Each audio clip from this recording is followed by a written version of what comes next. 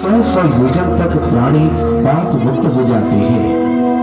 भारतवासियों के लिए गंगा एक नदी मात्र नहीं है, वो भगवती मां शक्ति का अंश है, जो जग कल्याण करने के लिए समस्त संसारियों के लिए परमपिता परमात्मा के आशीर्वाद के रूप में है। ये दिव्य स्वरूपा चैतन्यमय अद्भुत देवी मनुष्य मात्र को मोक्ष प्रदान करने वाली है। आज ब्रह्मदेव की सृष्टि रचना कार्य में उनकी कठोर तपस्या के जरिए वैकुंठ धाम से मां गंगा के आगमन के अलौकिक रूप का दर्शी हो रहा है।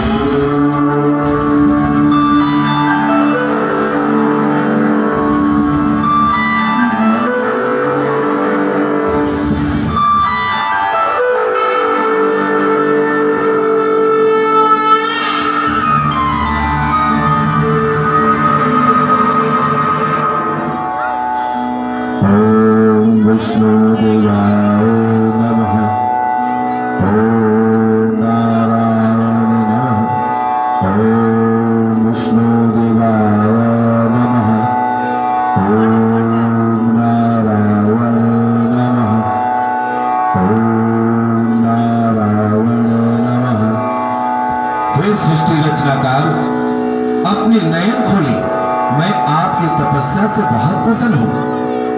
वर मांगे, मैं अवश्य आपकी इच्छा पूर्ण करूंगा। हे जगत के पालनहार, हे विराट स्वरूपा, मुझे सृष्टि के हर एक कण में आपके पवित्र रूप की जरूरत है, इसलिए मेरा कार्य सिद्ध कीजिए प्रभु।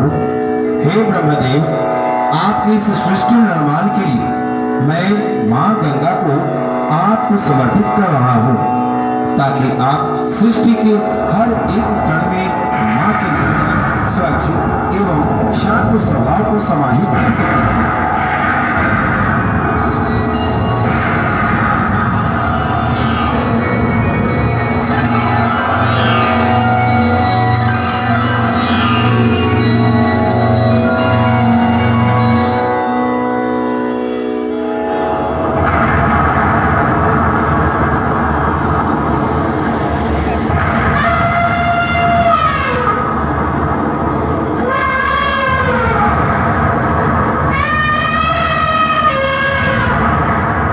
प्रभु, आप तो परम पिता है, फिर भी अपने पुत्रों के हृदय की वेदना को नहीं समझ रहे।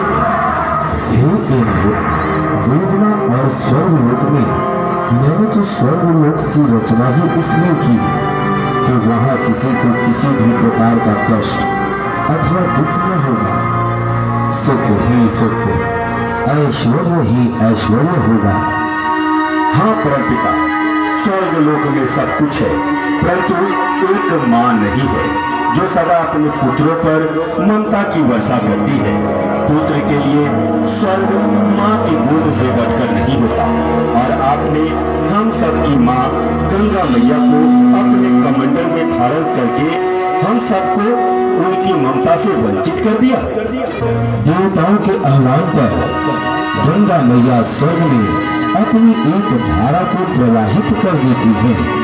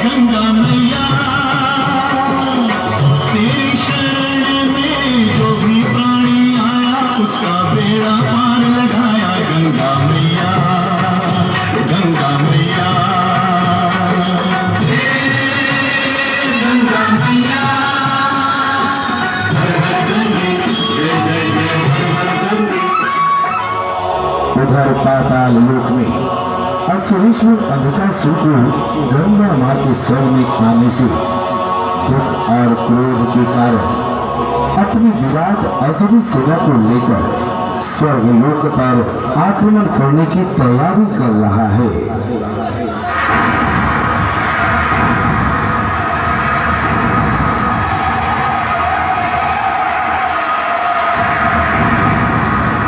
गंगा हमारी भी है। गंगा द्वारा प्राप्त होने वाले सुख, यश, समृद्धि और शक्ति पर हमारा भी अधिकार होना चाहिए। हे गंगा, ये छल है छल। हर बार हमें अपने अधिकार के लिए युद्ध का सहारा लेना पड़ता है। आज मैं अंधकासुर, असुरों का सम्राट, तुम्हें और तुम्हारे इस घमंडी उमा को स्वर्गलोक से खींचकर पाताल लोक ले जाऊंगा।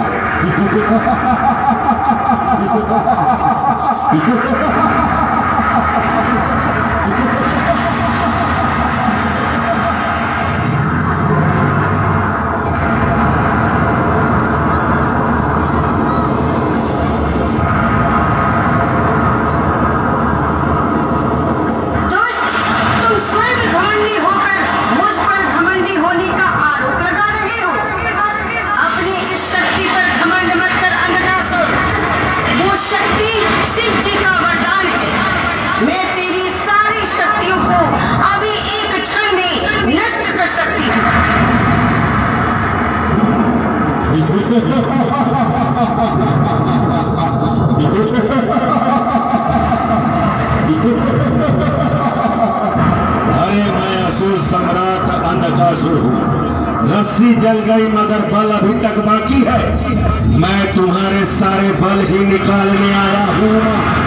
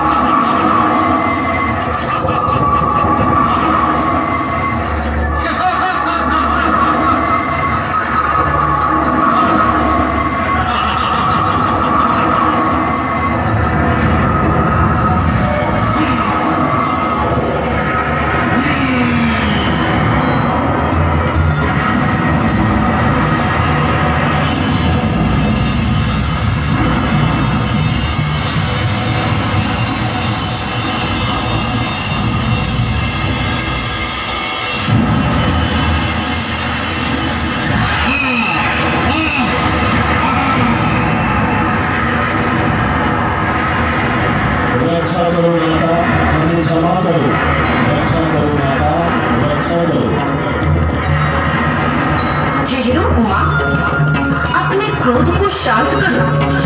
मैं तो निर्मल, निश्चल, पावन और शांत माँ हूँ। मेरे कारण सृष्टि में किसी भी जीवित प्राणी को कष्ट नहीं होनी चाहिए। मैं तो संसार के हर एक कण में विराजमान हूँ। हे पुत्र अंधकासुर, अपना हठ त्याग दो, मेरे शरण में आ जाओ। तुम मेरे जल को स्पर्श कर अपने पाप से मोक्ष प्राप्त करो।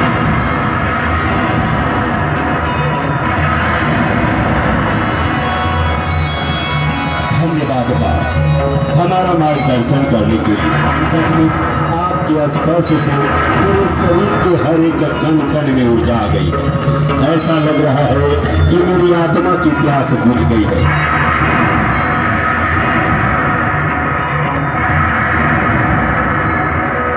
अंधकासुर को ज्ञान का जलपान कराने के बाद माँ गंगा अपने प्रिय भक्त भगीरथी को दर्शन देने पहुंची।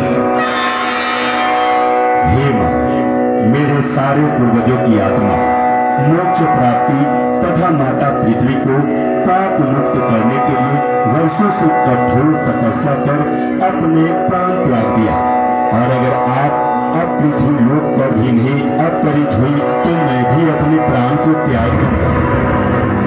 पुत्र, मैं तुम्हारी और तुम्हारे पूर्वजों की तपस्या से प्रसन्न हुई। मैं तुम्हारी मनोकामना अवश्य पूर्ण करूंगी, परंतु मेरी वेगवती धारा पृथ्वी संभाल नहीं पाएगी। अतः तुम्हें आदि महादेव शिव शंकर का आवाहन करना चाहिए। वही एकमात्र उपाय सुझा सकते हैं। जो आज्ञा हे भोलेनाथ, दर्शन दो। हे महादेव, दर्शन दो। अपने इस दीन पुत्र के कष्टों का निवारण करो प्रभु। दर्शन दो, दर्शन दो।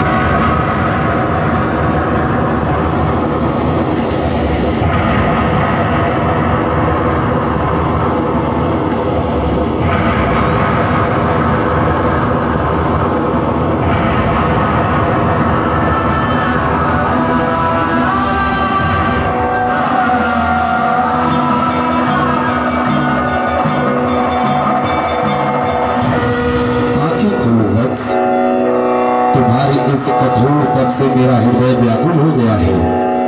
तुम्हारी मनो इच्छा को मैं अवश्य पूर्ण करूंगा।